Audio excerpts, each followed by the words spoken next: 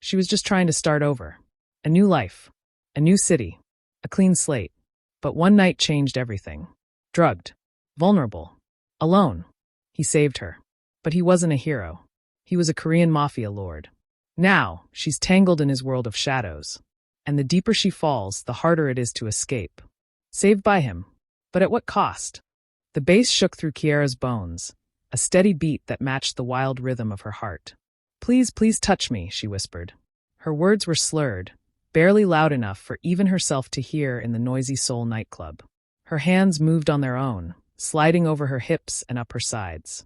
A strong, aching throb burned between her thighs, hot and unbearable.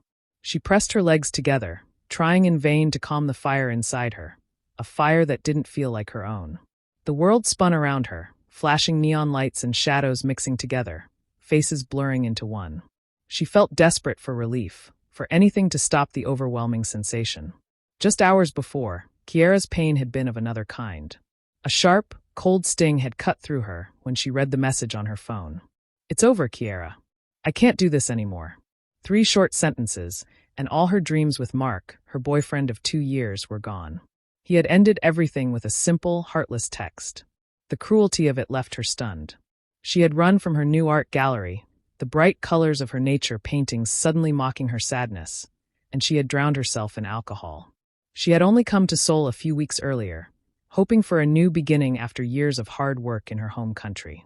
Her gallery, a small but hopeful place hidden in a quiet alley, had just started to attract attention.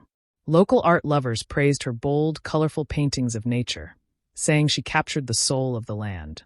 For the first time, Kiara felt truly seen, not just as a woman, but as an artist. Life had been flowing smoothly, until Mark's cold words stopped it all.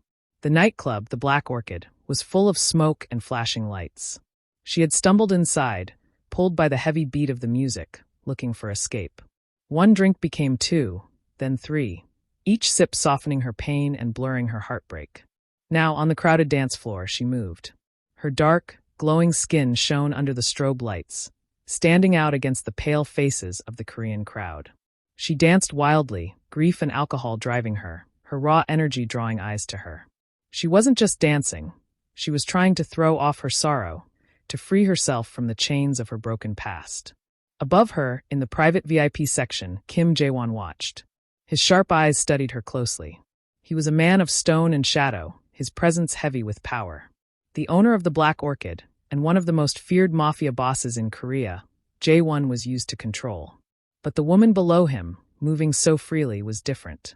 She danced as if possessed, her long limbs graceful, her body bold and defiant. He frowned, confused.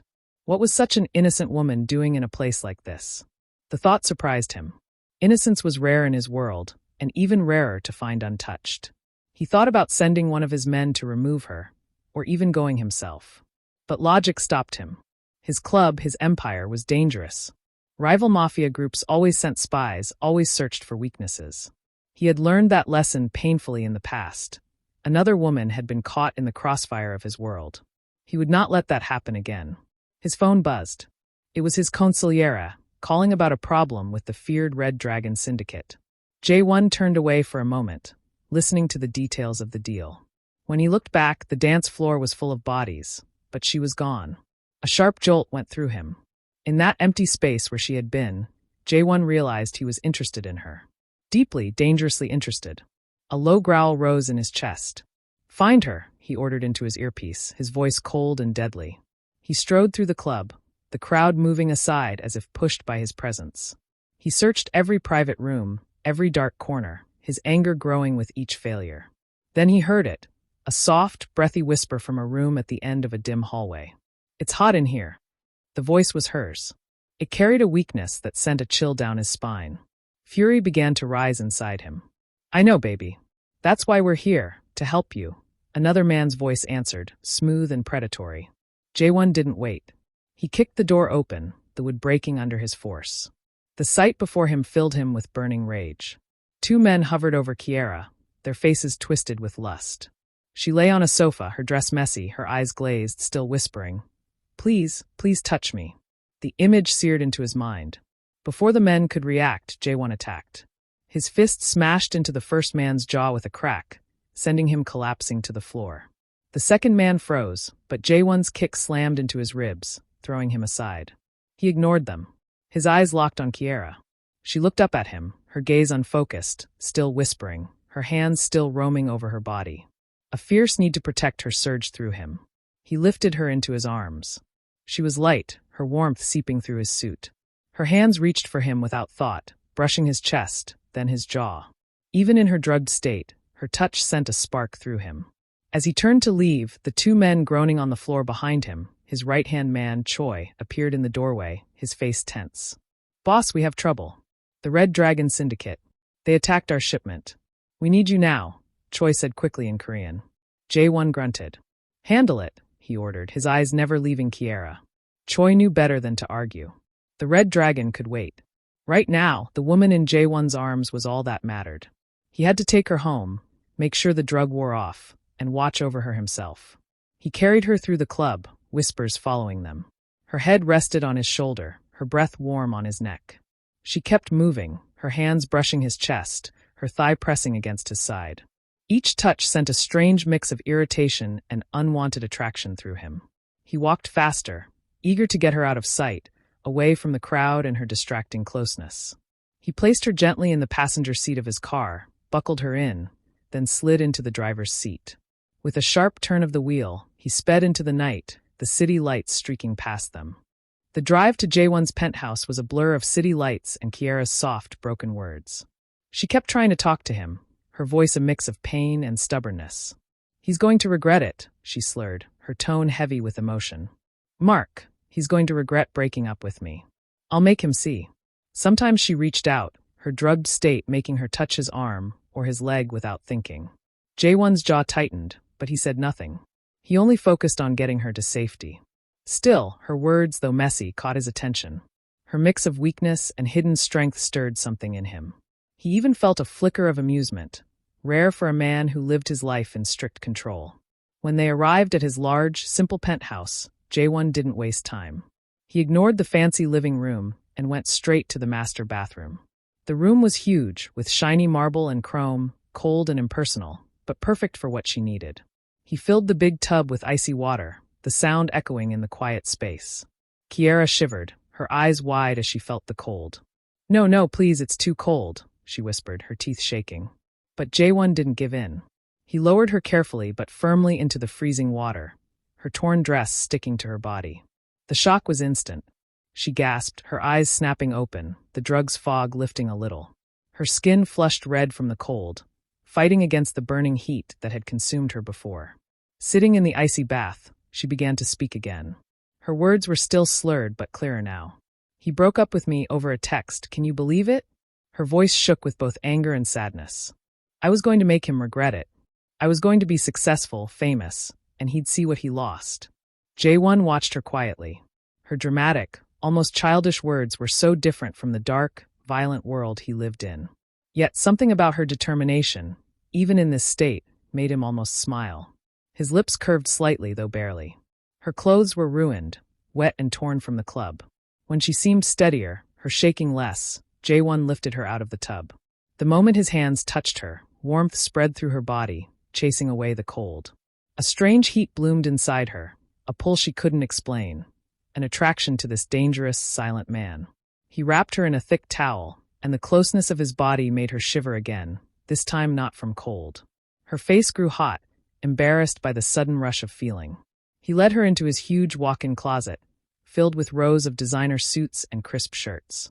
He chose a clean white button-down, the bright fabric standing out against his dark clothes. On her, the shirt was far too big, the sleeves hanging past her hands.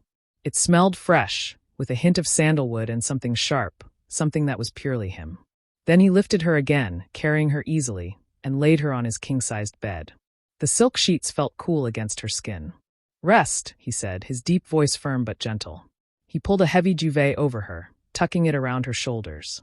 The simple act, so caring from such a powerful man, sent another wave of warmth through her.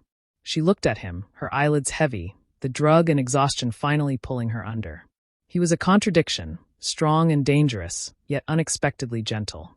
The last thing she saw before sleep claimed her was his steady, intense gaze. Kiara woke up to a silence she didn't know. The stillness felt strange after the loud chaos of the club and the rush of the night before. Her eyes slowly opened, adjusting to the soft light coming through thin, sheer curtains.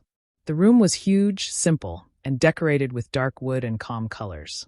It was nothing like her own apartment, which was full of bright art. Panic hit her, sharp and cold. This wasn't her home. Her heart pounded hard, like a trapped bird beating against its cage. Memories came back in broken pieces. Mark's text, the club, her wild dancing, her whispered begging, the freezing bath, the oversized white shirt. She grabbed her head as pain throbbed behind her eyes. A brutal hangover was her reality now. Just as fear started to rise in her throat, the bedroom door opened quietly. Jae-won walked in, his tall figure dark against the softer light of the hallway. He moved with smooth ease, surprising for someone so strong. He carried a tray, steam rising from a porcelain cup. "Did you sleep well?" he asked. His voice was low and rough, with a thick Korean accent that made her shiver. He set the tray on the table beside the bed.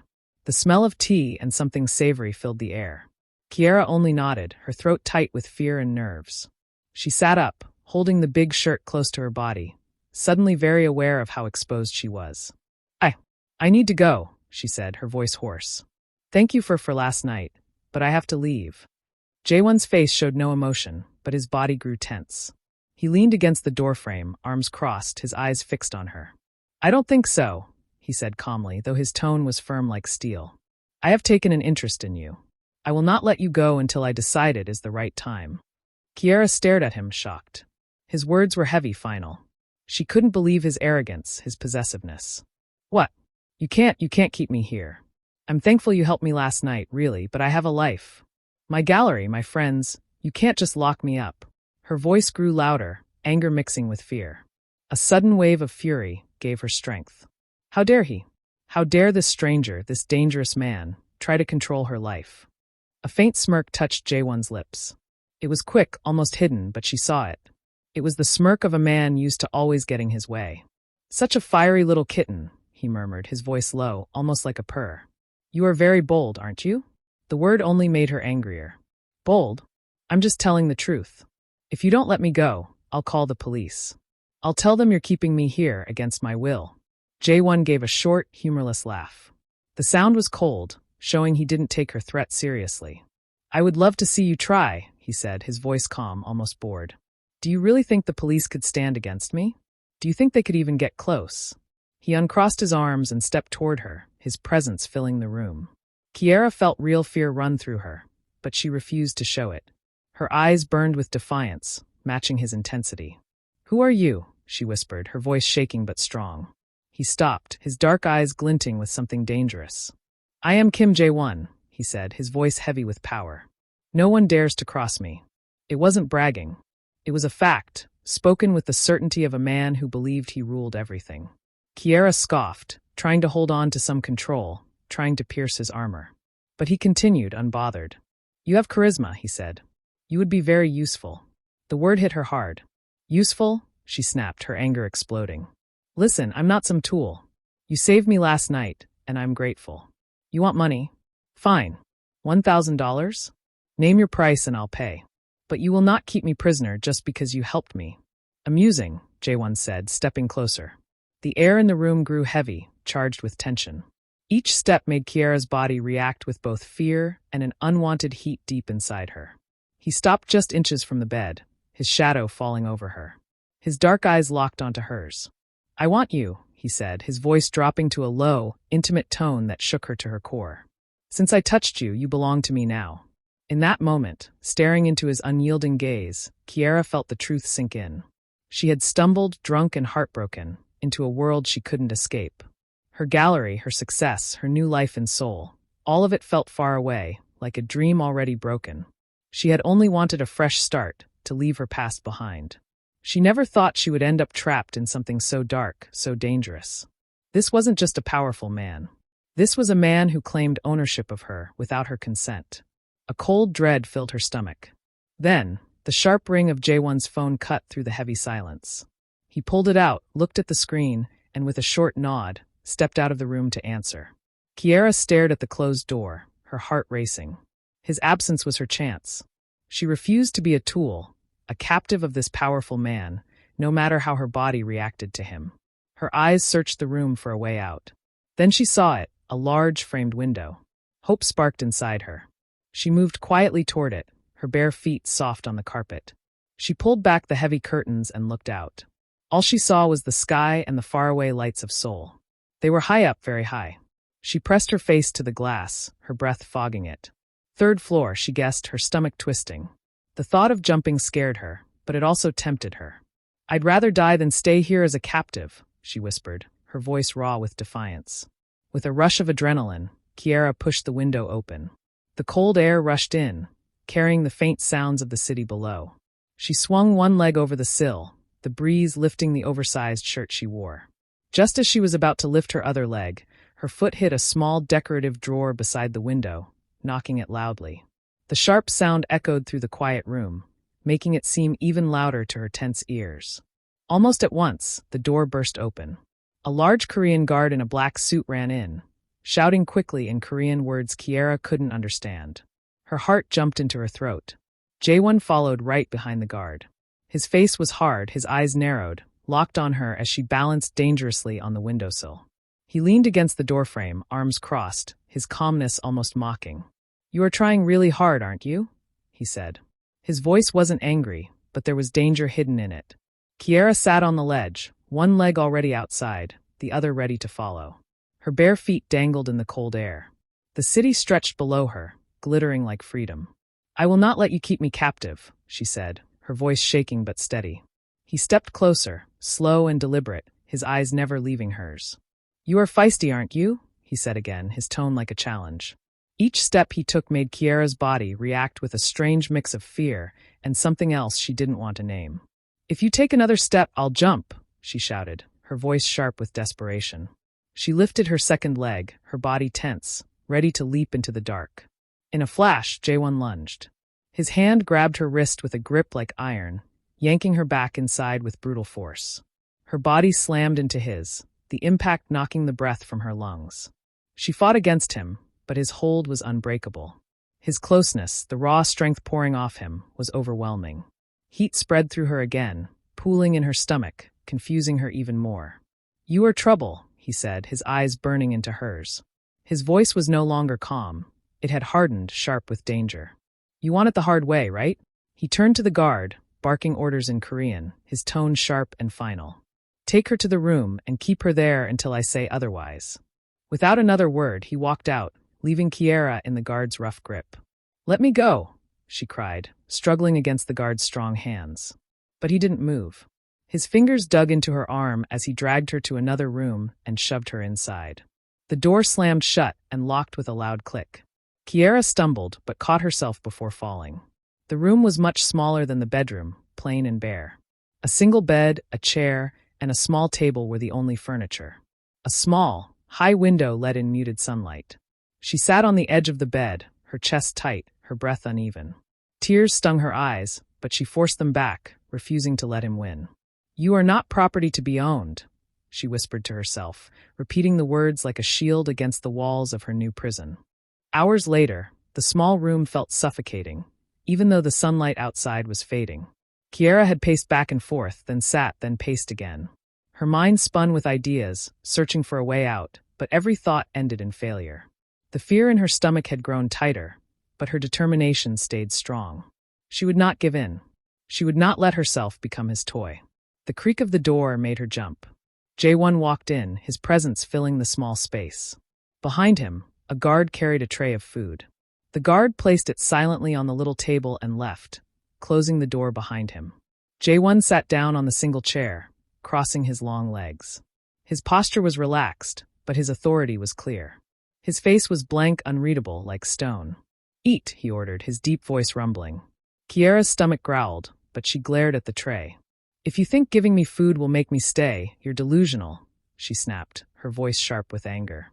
"I am not a hungry woman." Jae-won leaned forward, his dark eyes studying her closely. The way he leaned in, his strong body so near, sent that same unwanted heat rushing through Kiara. A deep pull stirred in her stomach, an attraction she hated and tried to fight. Slowly, he reached out and brushed a loose strand of hair from her face. The gentle touch, coming from the man who held her captive, confused her deeply. "Feisty little kitten," he murmured, his voice soft, almost like silk against her skin. "Don't call me that." Kiara snapped, slapping his hand away, her anger stronger than the strange feeling his touch had caused. "I have a name. I like calling you a feisty little kitten," he said calmly, his eyes steady, a flicker of amusement in them. "I am Kiara," she said quickly, her name spilling out like a desperate claim to her identity, her humanity. "That's my name." "Feisty little kitten sounds better," he replied, a faint smile curving his lips. "I won't be here for long anyway. So, whatever you choose to call me doesn't matter." She scoffed. Her words were meant to sound dismissive, to take back control, but even to her own ears they felt weak. Jae-won gave a low, quiet laugh. The sound sent a shiver down her spine. He stood and walked to the table where the food sat. Picking up the tray, he carried it to her and placed it gently on her lap as she sat on the bed. "You'll need strength for what's coming, so eat," he said, his voice softer now, almost coaxing. He poured water into a glass and handed it to her. Their fingers touched, and the spark that shot through Kiara was undeniable. She hated it, but she couldn't ignore it. The heat in her stomach grew stronger, hotter, more demanding. He stood there for a moment, his eyes lingering on her face, before turning and leaving the room without another word. The door closed with a click, the sound heavy with finality. Kiara looked down at the food. A small bowl of steaming rice, some kimchi, and what looked like grilled fish. Her stomach growled loudly, but her pride fought against her hunger. Her hands trembled slightly as she picked up the chopsticks, her emotions swirling inside her, torn between anger, fear, and need. The hours passed slowly, marked only by the changing light outside the small window and the occasional sounds from beyond her locked door. Kiara had forced herself to eat, and the warm food gave her a little strength. As night fell, she listened carefully, her senses sharp, noting every creak, every muffled sound. She tried to map the house in her mind by sound alone, searching for patterns, guard movements, or any weakness in their watch. Earlier, after Jae-won had left the food, she had searched the room carefully, running her hands over every surface and corner. Her fingers brushed against a loose floorboard near the bed. With a rush of adrenaline, she pried it open. Inside, hidden in the dust, was a small, ornate brass key. Her heart leaped. It was delicate but strong, and when she tested it, it fit perfectly into the door's lock. A spark of fierce hope lit inside her. She waited. She listened. The house grew quiet, settling into the deep stillness of night. Her eyes kept returning to the digital clock on the small table. 2:45 a.m. 2:50 a.m. 2:55 a.m. The dead of night. The time when guards would be most tired, their focus weakest. At exactly 3 a.m., Kiara acted. Her hand, steady despite her racing heart, slid the key into the lock. It turned with a soft click that sounded far too loud in the silence. She pushed the door open just an inch and peered into the dim corridor. Empty. For now, the way was clear. She slipped out, moving like a shadow through the grand hall. Her bare feet made no sound on the polished floors. She moved with a stealth she hadn't known she had, her heart pounding in her ears. She passed through corridor after corridor, each one feeling endless. Her eyes darted everywhere, her breath caught in her chest. The penthouse was vast, a maze built to protect and to trap. She moved past lavish rooms, dark artwork looming on the walls, until at last she reached the ground floor. The main entrance stood before her, a massive, ornate door. Her hands shook as she worked the lock, her fingers clumsy and cold. It felt like forever, but finally the latch gave way with a soft thud. She pulled the heavy door open. Outside lay the manicured grounds of the estate, bathed in moonlight. The cool night air rushed over her, filling her with new strength. Freedom was close, just beyond the fence. She ran, the oversized shirt flaring around her, her bare feet flying across the grass. The main gate, tall wrought iron, was in sight. Just a little farther. Her lungs burned, her muscles screamed, but she pushed harder, driven by the promise of escape. Then a sudden, sharp crack split the night. Pain tore through her left arm, hot and searing. The shock jolted her whole body. She stumbled, gasping, her legs giving way. She fell hard to the ground, her arm throbbing, blood spreading across the white shirt she wore. From the shadows, a guard appeared, his face grim. He held a gun, smoke still curling from the barrel. He moved closer, weapon raised. But when he saw her face, his eyes widened. Recognition struck him. Panic replaced his caution. Intruder down. It's the lady. "The boss's lady," he shouted into his radio, his voice tight with fear. The words were in Korean, but Kiara understood the meaning clearly. Lights blazed on across the estate, flooding the grounds with harsh brightness. Guards rushed in from all sides, weapons ready. And then Jaewon appeared. His face was twisted with fury, his usual calm shattered. His dark eyes locked on Kiara, lying on the ground, blood staining his shirt. A low growl ripped from his chest. He moved like a predator, shoving past his men, his gaze fixed only on her. He knelt and gathered her into his arms, his hands strong but careful. The pain in her arm was sharp, but it was drowned out by the rush of his closeness, the heat that always seemed to rise when he touched her. "Why are you as stubborn as she was?" he muttered, his voice rough, filled with anger and something that sounded like grief. "You remind me so much of her." Those words were the last thing Kiara heard. They echoed in her mind, a broken piece of his past, before the darkness closed in. Cool and heavy, it pulled her under, away from the pain, into nothingness. Episode 1 ends here. Thank you for watching. Episode 2 drops tomorrow. Subscribe so you won't miss it.